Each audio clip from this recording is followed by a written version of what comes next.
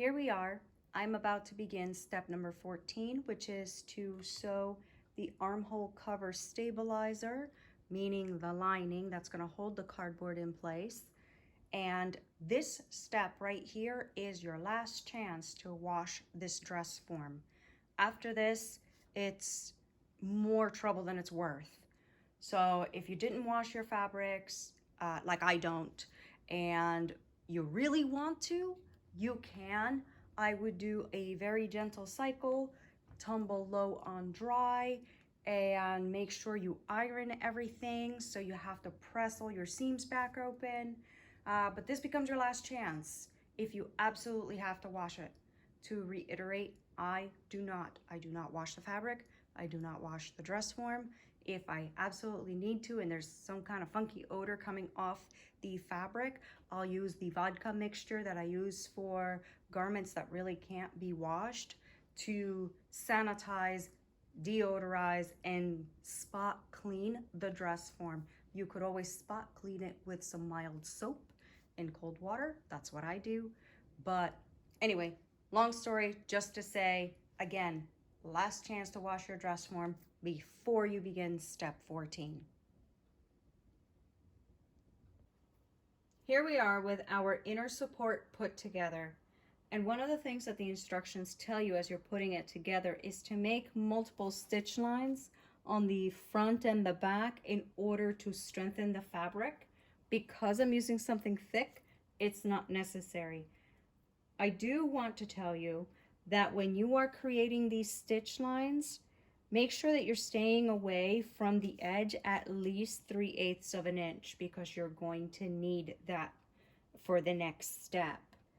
The next step tells you that you have to basically open this seam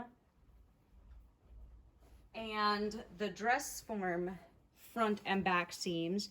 And what you're going to do is you're going to put them together. So you're going to have this seam and that seam facing each other. What I like to do to make my life easier is I like to press open this seam.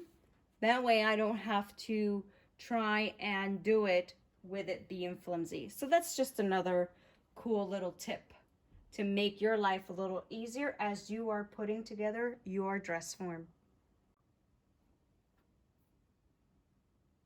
If you recall in an earlier video, as you were stitching the center front and the center back, I said don't go ahead and clip, because later on you're going to need that for your inner support.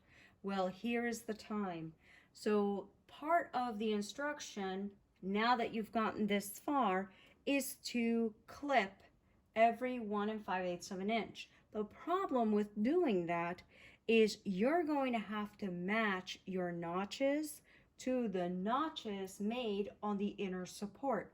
And had you clipped earlier, you'd have clips going all the way down, and then you wouldn't know where your original notch was. Therefore, what I like to do is take a pen, because nobody's going to see it, and mark where my notches are. Then go ahead and clip every 1 5/8 of an inch or so. Up to this point in the dress form, everything is pretty straightforward. The instructions are pretty clear. The challenging part is attaching the inner support to the dress form cover. And that's what they mean when they say, somewhere in here, they say to stitch the inner to the cover.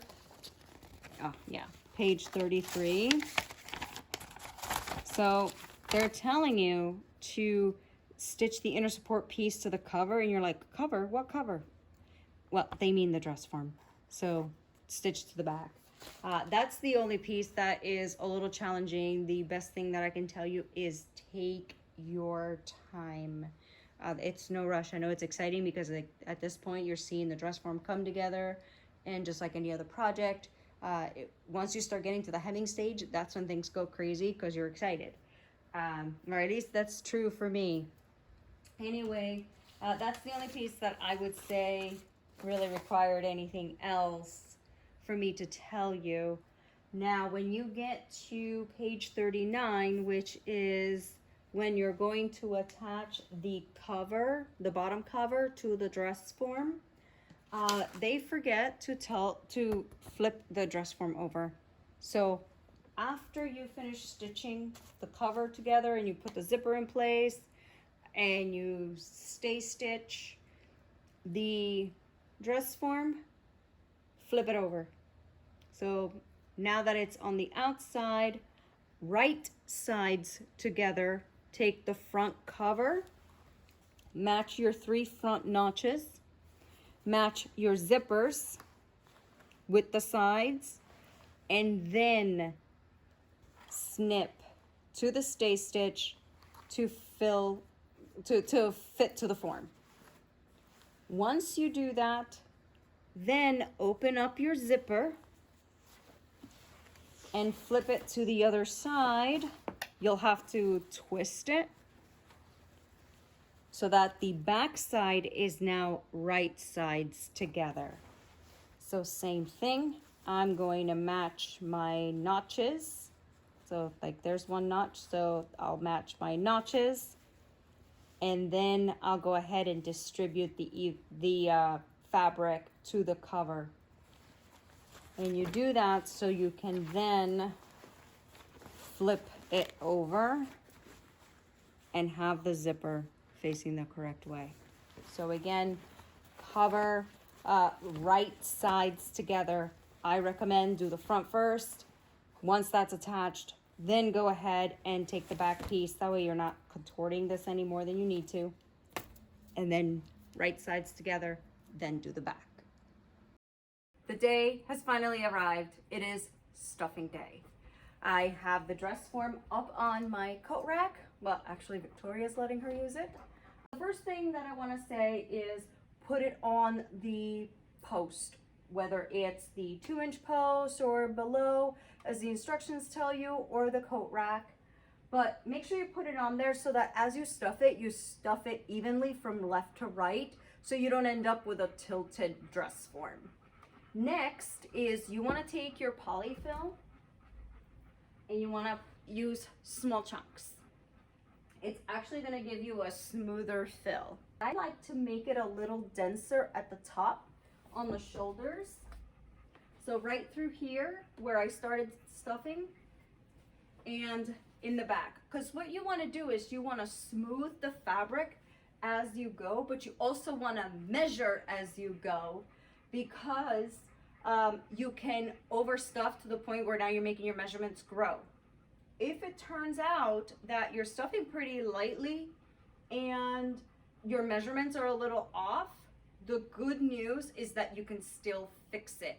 Just take out the stuffing as much as it pains to do it, remove all the stuffing, and stitch. When I like to make those kinds of adjustments, I usually do them in the center front, because that doesn't really change too much unless your apex distance is spot on.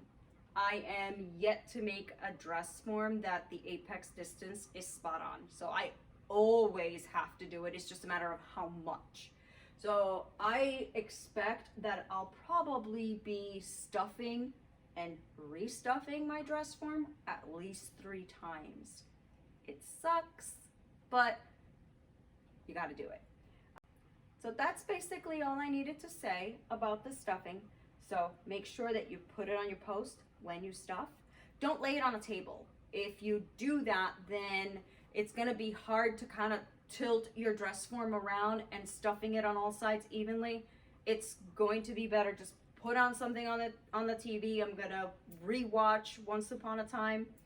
I'm just going to watch that and stuff. So I'll just sit on the floor, fight with the dogs, and do the stuffing and go from there. I have my tape measure nearby, and that way I can measure as I go. And hopefully I will only have to stuff her maybe 2-3 times. Hopefully no more than that. But I'll be back to show you the finished product. Ta-da! There she is. She doesn't have a name yet. She'll acquire one as time goes on. But she took me about 3.5 hours to stuff. I had to make some minor adjustments. Had to take her off 3 times just to bring in a couple of measurements just so that they would match exactly as they are based on my corset measurements. The form took more poly than I expected, but that's fine. I had just enough to finish her. I will do the arms tomorrow. So the only thing I have left on this is to clean up all the markings, because she still has those on, and wait for her to get her own pole. In the meantime, I'm gonna let her sit like this, let the polyfill kind of expand and so on. I will re-measure her tomorrow to see if I need to remove some stuffing based on the expansion. But other than that, that's pretty much it. I'm pretty pleased with how this came out. So on to the arms we go. Here we are the following morning, and you can see that some of the wrinkles from my dress form have disappeared. That tells me that the polyfill has expanded. So I'm going to leave it that way for another couple of days before I decide if I need to add more stuffing in order to finish smoothing out the fabric. I've begun putting the arms together this morning, and there are a few things I want to mention.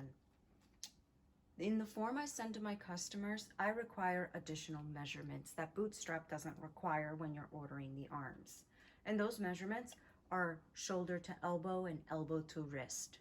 Bootstrap will ask you for the arm length, but that doesn't mean that the shoulder to elbow proportion is going to be correct. What I do is I mark the arms at the seam allowances, and that's what this little mark is. That's my 3/8, and that's my 3/8. And I do the same on the shoulder piece just at the bottom. And what that helps me do is manipulate the length so I can adjust it properly. Right here, that's a lot to play with. So I could make the seam allowances a little bit narrower, or I can make them a little wider to match my customer's arm proportions and markings. That way, it will be pretty accurate to where her elbow is on her arm. Another thing I like to have handy is my pressing ham.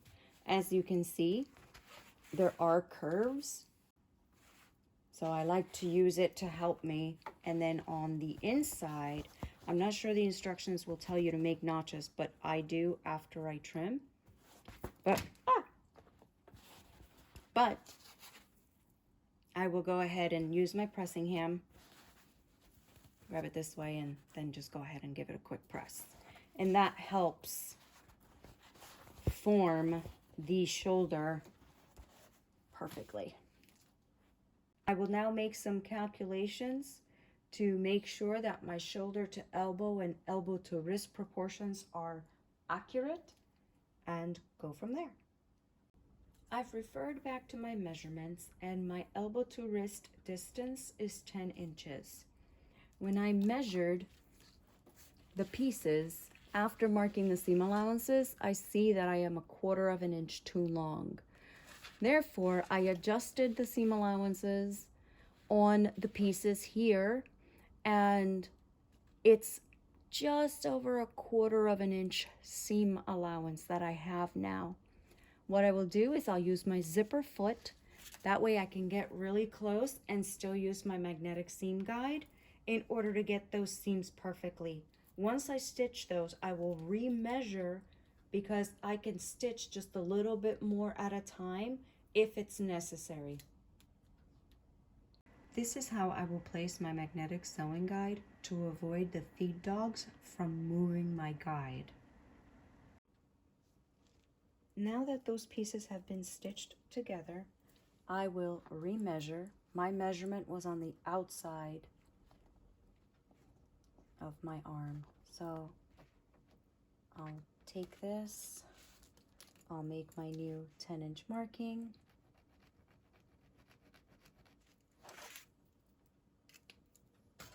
I'll take my gauge, I'll adjust it, and now I will move my sewing guide accordingly. Just in case the arms did not stitch exactly the same, I will measure the other arm and go from elbow to wrist and measure my 10-inch marking. So on the previous step, I kept the sewing guide exactly where it was and stitched both. This one I will do independently. In order to preserve the markings before I do the next steps, I will stay stitch at the markings I just made for each arm.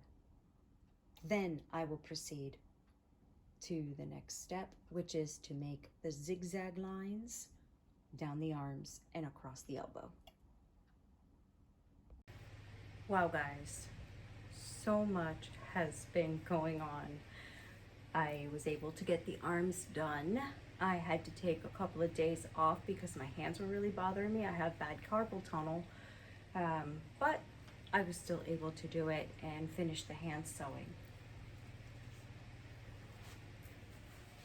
So after you're done, you're just gonna hand stitch this closed, whichever stitching you prefer. And the last tip I'm gonna give you about these arms is to mark the side that they go on. So if you look, there is a specific shape to the arms. See that here? So that is gonna match the dress form. And once I determine which one is left and right, I will go ahead and just write on it very small, left or right, just like I did with my other one, right there.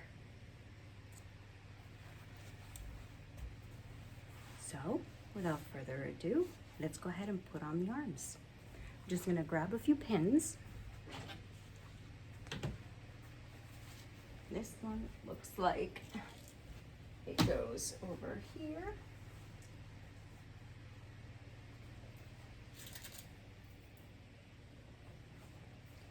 So while I'm pinning, I do want to share that I had like a 1/4 of an inch that I had to remove, and one of my sewing sisters suggested steaming the dress form. And I tried it a long time ago and it didn't work for me, but I figured, you know what, let me go ahead and do it. And it still didn't work for me. But that doesn't mean it won't work for you because of the different type of fabric that you may have used. So it didn't work for me, great idea. It's good for cleaning. So I still was able to steam clean it, and I will go ahead and do that with Victoria. She has not been cleaned for a while, but unfortunately it did not work for me as far as reducing that 1/4 of an inch. I was finally happy and able to get it to the measurement I wanted it to on the hips. On the waist, I'm still a 1/4 of an inch too big, but I'm not going to mess with it. It's my dress form, so I'm okay with it. If this was for somebody else, I would absolutely keep going until I got it exactly the way that it needs to be. Did I not put this one on? Nope. So, what else did I want to tell you? Oh, so I looked back. I was curious after we went ahead and I did the first video. And correction, it wasn't 2014 that I did my first dress form. It was 2017 for those who actually care. So that was my first dress form. So there she is. And what I'm going to do is I'm going to get changed so that you can actually see my body shape, because I'm wearing black, so it's going to be hard to tell. And I'm going to be in line with her wearing my corset so you could see the shape. I'm probably just going to take pictures and put them at the end of the video, and then that'll be it. So with all that said, I hope this was beneficial to you. Please share with me what tip you used the most, which one was, oh my gosh, I'm so glad you told me before I did this because whatever. I would love to hear it.